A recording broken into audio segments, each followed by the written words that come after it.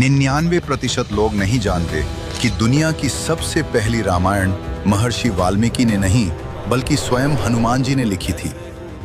लंका विजय के बाद जब प्रभु श्री राम अयोध्या लौट आए और राजपाट संभाल लिया तो हनुमान जी कुछ दिन उनकी सेवा करने के बाद तपस्या के लिए हिमालय चले गए। वहां भगवान शिव की आराधना के दौरान वे रोजाना अपने पास मौजूद एक विशाल शिला पर अपने नाखूनों से राम कथा लिखते रहे। कई वर्षों की तपस्या के बाद उनकी रामायण पूरी हुई। उसी समय महर्षि वाल्मीकि ने भी अपनी वाल्मीकि रामायण पूरी कर ली थी। वे बहुत प्रसन्न थे और अपनी रचना भगवान शिव को समर्पित करने के लिए कैलाश धाम पहुंचे। वहां उन्होंने देखा कि हनुमान जी पहले से मौजूद हैं और उन्होंने चट्टानों पर रामायण लिखी हुई है। जब वाल्मीकि जी ने हनुमान जी की लिखी रामायण पढ़ी तो वे निराश हो गए। हनुमान जी ने उनसे उनकी मायूसी की वजह पूछी। महर्षि वाल्मीकि ने कहा, हे अंजनी पुत्र, मैंने बहुत कठिन परिश्रम से रामायण लिखी है ताकि संसार मुझे याद रखे।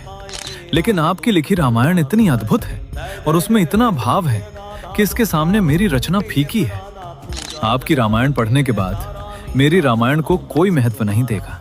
ये सुनकर हनुमान जी मुस्कुराए। वे मान सम्मान के भूखे नहीं थे।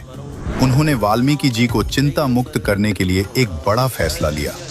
बजरंग बली ने हनुमत रामायण लिखी हुई भारी शिला को एक कंधे पर उठाया और दूसरे कंधे पर महर्षि वाल्मीकि को बिठाया।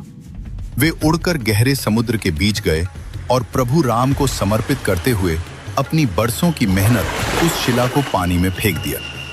महर्षि वाल्मीकि यह त्याग देखकर दंग रह गए। उन्होंने कहा, हे राम भक्त, आप धन्य हैं। आपकी महिमा के गुणगान के लिए मुझे एक और जन्म लेना होगा। उन्होंने वचन दिया कि कलयुग में मैं एक और रामायण लिखने के लिए जन्म लूंगा जो आम लोगों की भाषा में होगी। माना जाता है कि कलयुग में गोस्वामी तुलसीदास जी महर्षि वाल्मीकि के ही दूसरे जन्म थे। इसीलिए रामचरितमानस लिखने से पहले उन्होंने हनुमान चालीसा लिखी और फिर हनुमान जी की प्रेरणा से ही रामचरितमानस पूरी की। दोस्तों, हनुमान जी ने साबित कर दिया कि राम का काम अपने नाम से ज्यादा बड़ा है। इस महान त्याग के लिए कमेंट में जय सिया राम लिखें और डी कोड भारत को सब्सक्राइब करें।